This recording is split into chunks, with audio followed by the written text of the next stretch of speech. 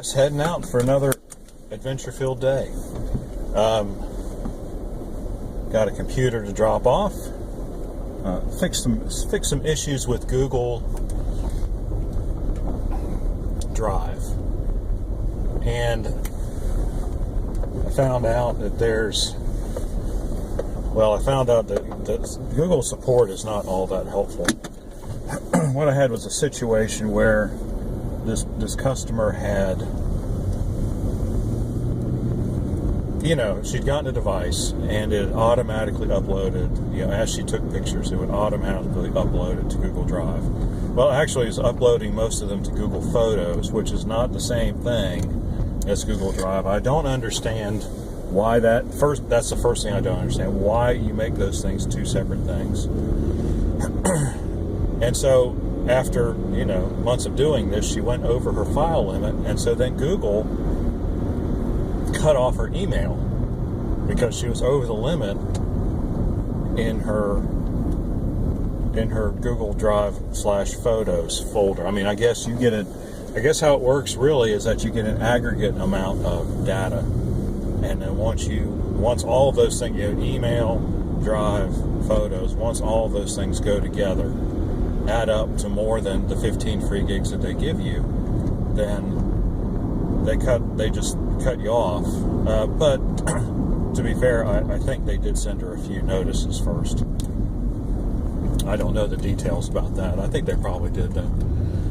So she called Google, and they called her back. To be fair, they did. There's a link. You can say, "Give me a call," and they called back within like 4 minutes.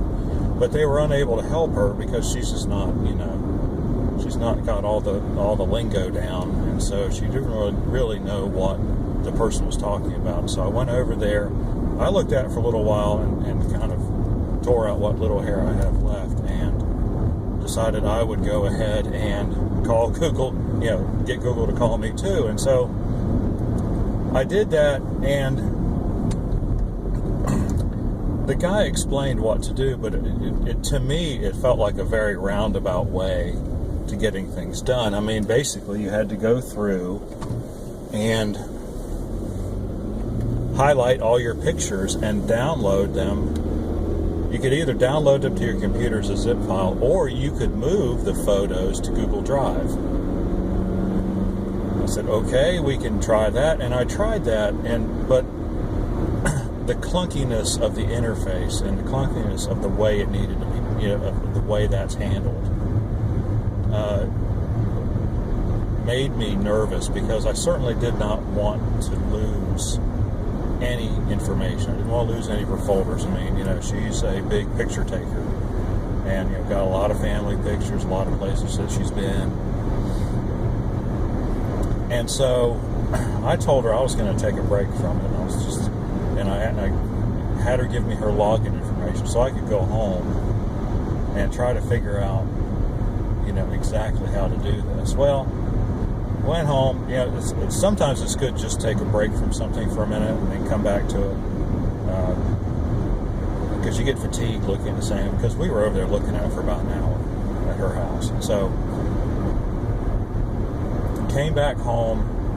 Started looking at did a Google search. Hey, how do you do this? How do you make it? And of course, my thought was, well, hey, let's figure out a way to just go to Google Photos and just download. I mean, there's certainly is there a better way to get to Google Photos, a more direct way? Maybe an FTP site. Well, there's no FTP site, unfortunately. But I was reading an article, and it said, you can make Google Photos show up in Google Drive if you just click this, whatever little slider thing. What do you call those? I don't even know what you call those exactly. Click the button and enable that. It's like, okay. So I clicked the little button, and it slid over. It said, now you can see it. I went over to Google Drive, and voila, in the subdirectory under Google Drive, now there's Google Photos. And even better than that, I clicked on that. As I looked at it, it was in a file structure, hierarchy structure, rather than just a bunch of pictures on a page. And so I'm more familiar with that. I'm much more comfortable working with that. because I guess it's when I grew up. Maybe there are some people who more, but if you're dealing with literally thousands of files, I think a file list is so much more useful than a bunch of pictures on a page, especially when the program will not just display all the pictures, when Google Photos will not display everything on one page, or you have to scroll forever to get down to the bottom of it. So anyway, so it's in File Explorer. So I open up Google Drive in File Explorer.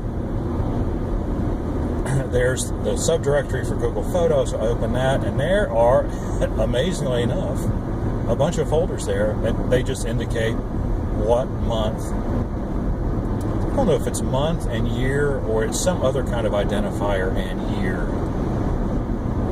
Anyway, she's got like folders 2005, 2006, 2007, all the way through 2016. And it was absolutely nothing then to just go ahead and drag and drop those.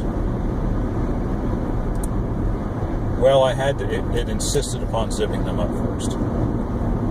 Yeah.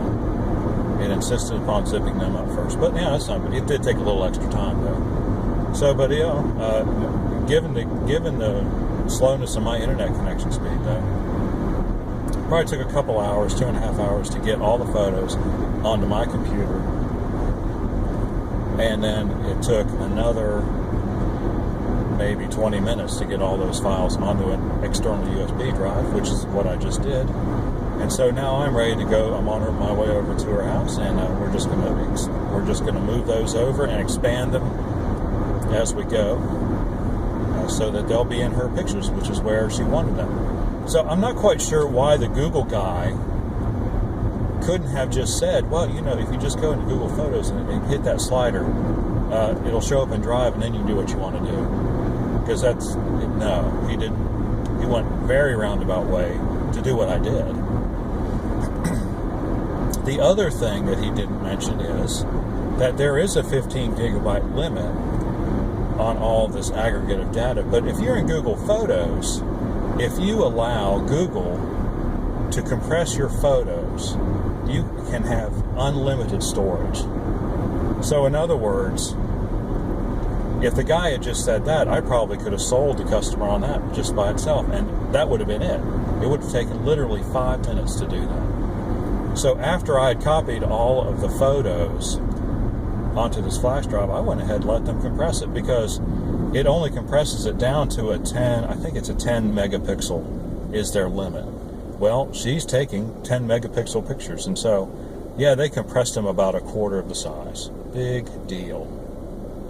That you can see them. They're all still very high quality photos.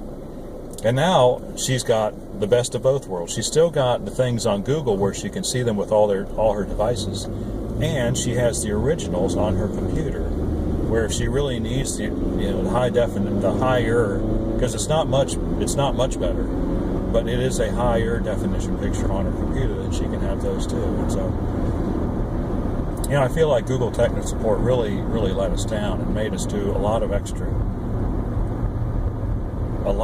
work that really didn't need to be done.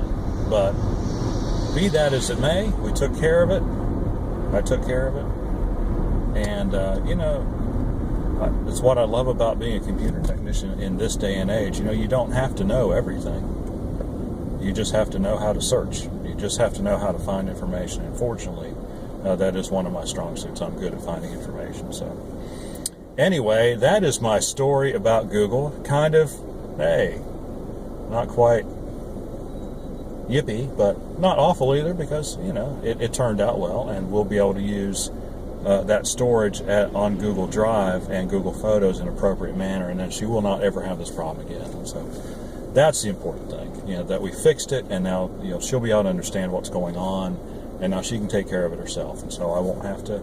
That's part of it. I know, I would love for people to call me for every little problem they have, but I would much rather people fix the easy stuff themselves and call me when they really get stuck, because that makes my work a little bit more exciting. Anyway,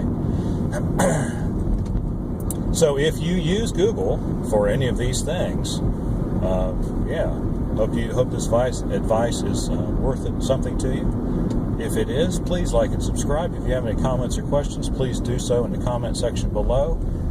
And we will see you on the next one.